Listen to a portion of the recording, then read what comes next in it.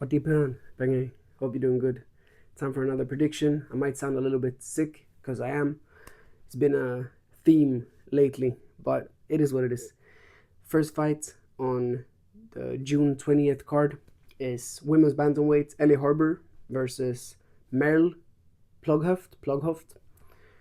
Harbour trains at a Two Brothers gym, Joe Ryan's and Carl Ryan's gym. The later of those two, he fights on this card as well.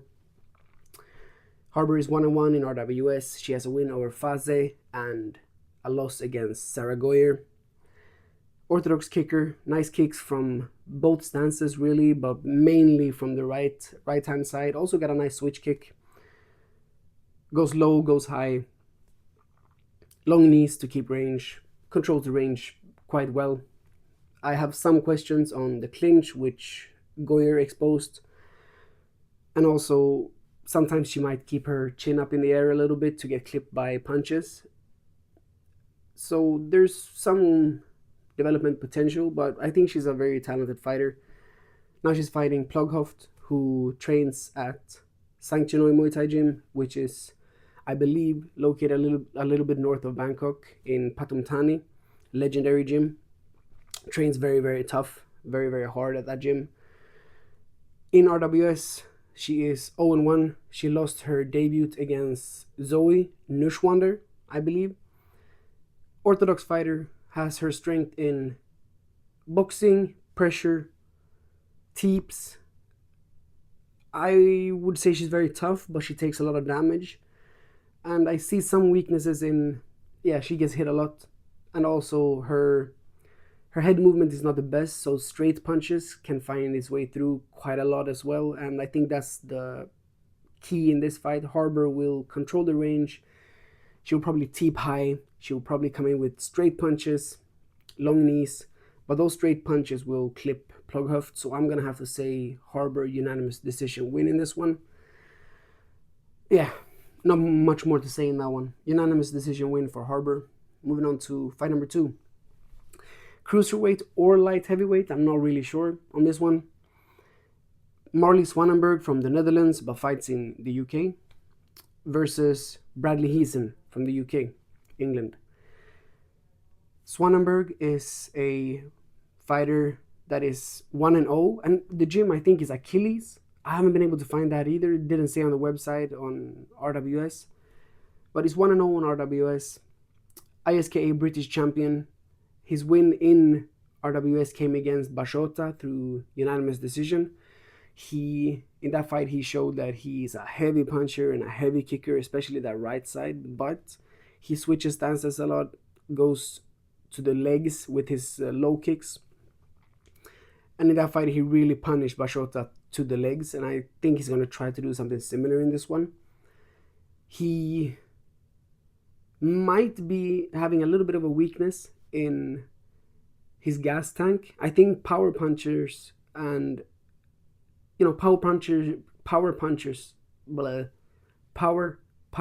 sorry, they usually gas out a little bit. They use a lot of energy when throwing, and I think that might be a problem for him in this fight, because on the other side it's Heason, KO Combat Academy and Samar Payakaron fighter, and a fighter training with Samar, the legend, will have a fight IQ that is above average, I would say. And he's making his debut, so it's always difficult, but he's an ISKA British champion and European champion. He is a southpaw fighter, very slick. I watched his title fight. I don't remember who he was against, but very slick footwork, evasive, stays quite light on his feet, has a good, solid, dynamic Dutch guard. It's not just here. He blocks and parries punches very well. Has a mean right kick that whips up very fast from the switch. Has a good left kick as well. Roundhouse. And yeah, I think he's a very good fighter at controlling the range. He teeps. He uses the long knees. Not too bad up close either in the clinch. It is a difficult fight to predict, this one. I think I'm a little bit I'm leaning towards Heeson due to the slickness, and I think he's going to manage his gas tank better than Swanenberg.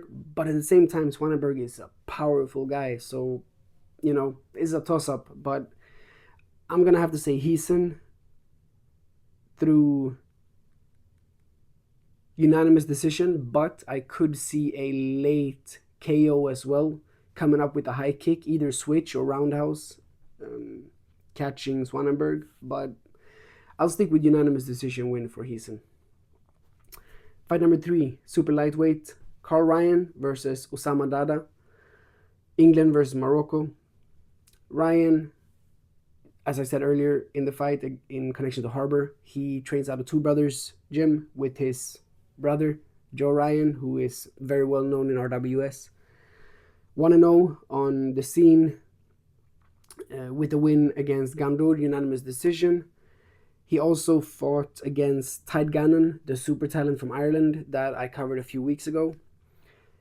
And he lost that fight through unanimous decision. It was a good fight. It was a very, very good fight. Ryan is slick, southpaw, aggressive pressure fighter. He has a good switch kick. He's very good teeps. Both Ryan brothers, very good teeps. They go up high. It's a little bit of a disrespectful move, like putting their the palm of their foot. That's how you say it, right? On the face of their opponents, which is a little bit disrespectful in Thailand. But at the end, it's Muay Thai and it's a solid, good move. So he has a very diverse, well-rounded set of skills, I believe, both defensively and offensively. Good on the back foot, good off the front foot. Just 18 or 19 years old, very talented. Excited to see him fight. A little bit of a weakness that I would like to point out is he stands very straight, and when he kicks, he has a tendency to kick from a range that is not optimal. He has a good range himself, but when he kicks, sometimes he's up close, and then if the opponent catches the kicks, they're in a good range for a counter punch. He's in a bad range for a counter punch, and he does get clipped sometimes like that. But in this fight against Dada, who is shorter, 0-2 in RWS, trains out of Family Muay Thai, has losses to Tanungan and Petwichai, who is in the main fights on this card. Dada is an orthodox boxer. Good boxing. Nice teeps. Likes the left switch kick. He's quite slick on his feet, but I also think he's a little bit wild at times. Sometimes he throws low kicks and then he steps out, but he doesn't step out and turns towards his opponent. He just throws a kick and kind of continues the momentum forward, or to the side rather, and he gets clipped on going out of those low kicks, and I can see Ryan clipping him in a similar way in this fight.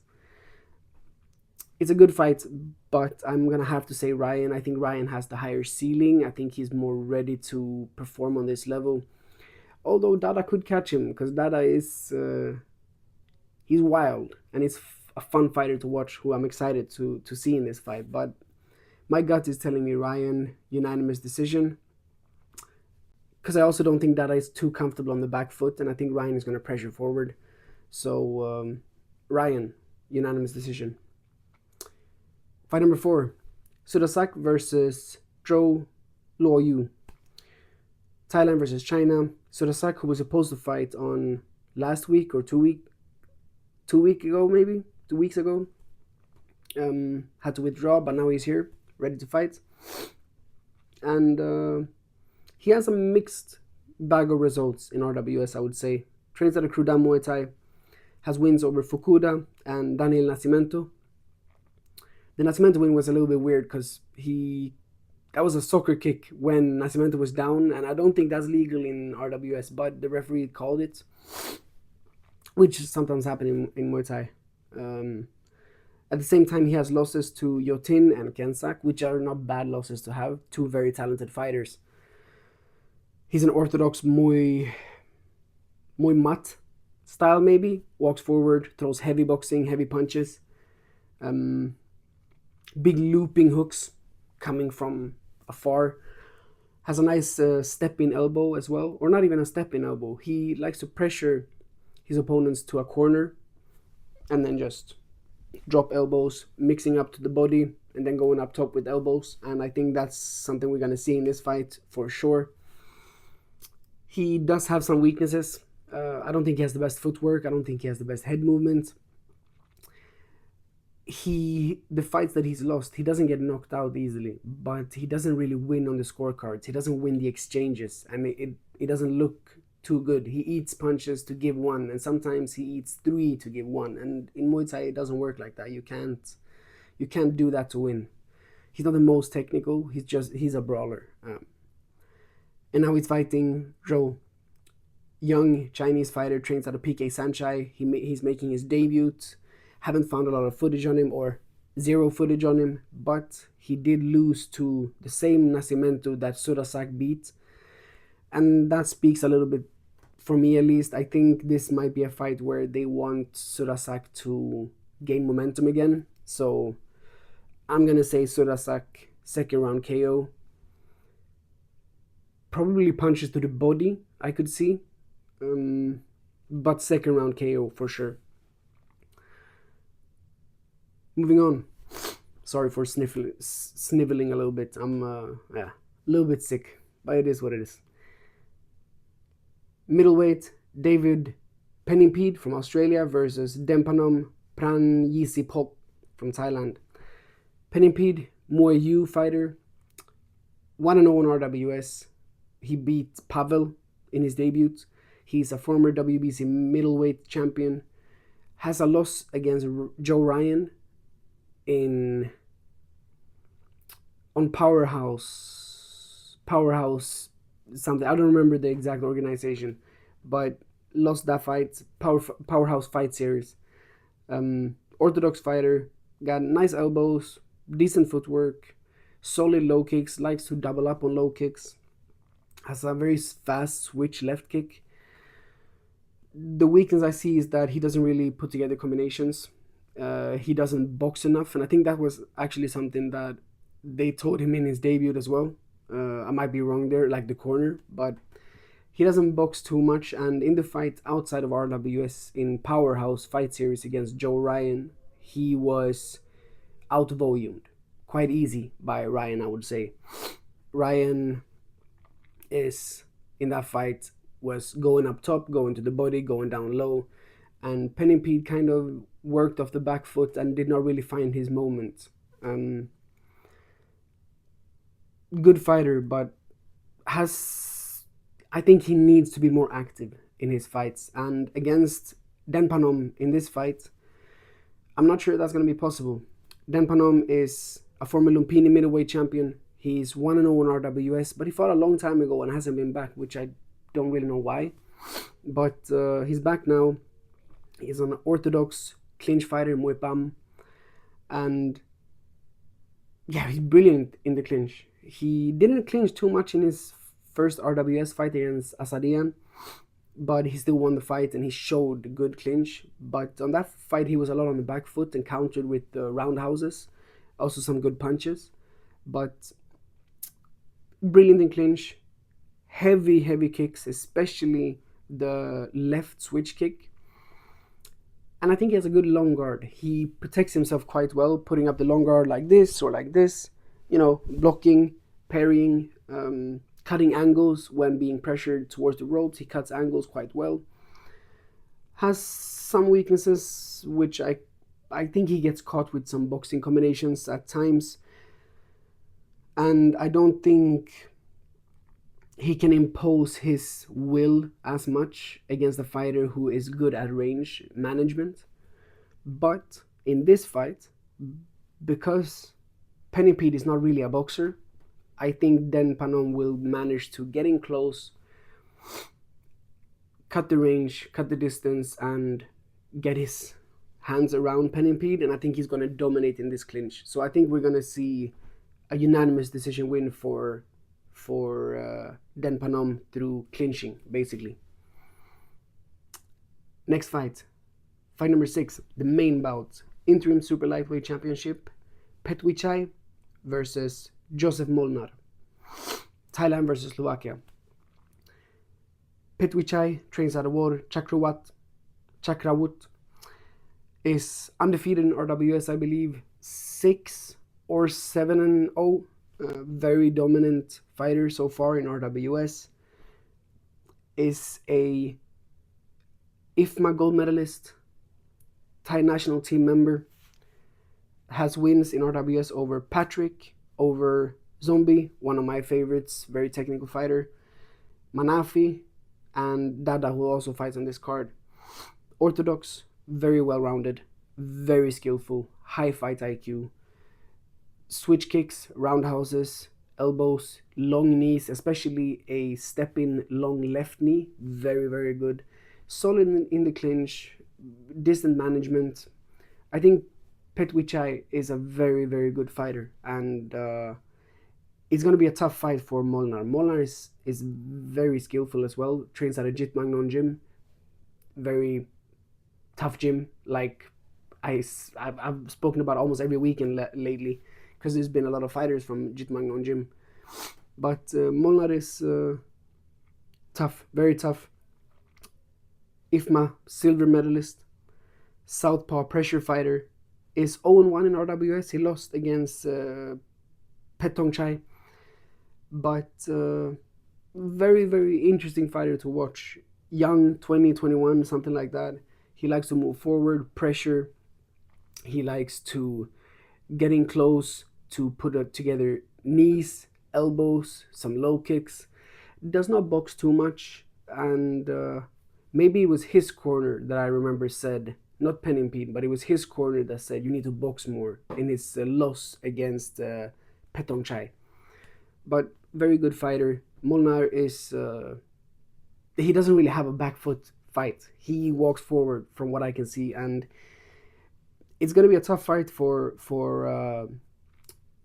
Petwichai. But in the end, I think Petwichai is better at range. I think he's more diverse in his fight style. He can work off the back foot better. He can work off the front foot. He cuts angles. He mixes up his attacks very well. And I think he's probably going to get a win in this one. He most of the time wins through unanimous decision. So I'm going to say similar in this one. I don't think he's going to knock out Molnar. Molnar is tough as fuck. Sorry. So I'm going to say Petwichai unanimous decision win, and new interim light superweight world champion. And then we're moving on to the last fight, fight number 7, super featherweight, Zhu Xiaolong versus Petwiset. I can start with Petwiset. I haven't found any footage on him. Debutant, he lost on Kiapech earlier in April. That was the only stat found on RWS's website. Yeah, I don't have any footage on him, so I can't really do a lot. I looked on Pride TV, but I didn't manage to find anything from Kiapet. So it is what it is. But I can focus on Xiaolong. Xiaolong is a super talent. I think he's 16 years old now. Maybe he turned 17, but super talent. Has had a tougher run in RWS. China Youth Muay Thai champion, and then he moved to Thailand and started training at TC Muay Thai in Bangkok. Started fighting on RWS as a 15-year-old. Had some losses though, some tough losses against Yonisanan, last against Texas, I believe. And then he also won a fight against Ayub Jail. So I believe, I'm not 100%, but 1-4 in RWS, which is not great. Let's be honest, it's not great, but he is very talented and he's very young. So he obviously has a lot of time to get back into form and in the winning column. And I think he's going to do it today. He is a good boxer. He has nice solid low kicks and very fast right high kick. He's orthodox.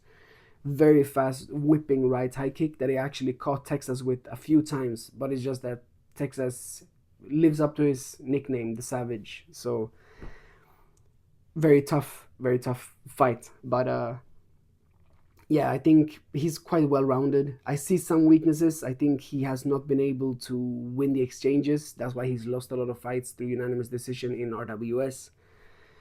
He eats some elbows when they come close. He's not bad with knees, but he eats some elbows. He doesn't hand fight the best in the clinch. So that's something that Petrovic will probably be able to take advantage of if they get close, but I doubt they're going to get close. I think Xiaolong is. I think this is a fight for him to win, or this is a fight for him to lose rather than Petrovic to win. You know, if Xiaolong fights the way that he did against Texas, he's gonna win this fight. I have no doubt in my mind that he's gonna win this fight. Probably through a third round KO. I can see him putting up some boxing combinations and then coming in with a right kick, or just going boxing, like knocking Petrovic out. So yeah, I'm gonna have to say Xiaolong third round KO boxing. I'll say boxing, third round KO boxing, and that's the card. That's the prediction, starting in just a few hours. So let me know your thoughts in the comments, and I'll see you in the recap that I'll record tonight, but probably post tomorrow morning. So thank you so much for watching. I appreciate you a lot. Have a good day. Kapkumahap. Jakan.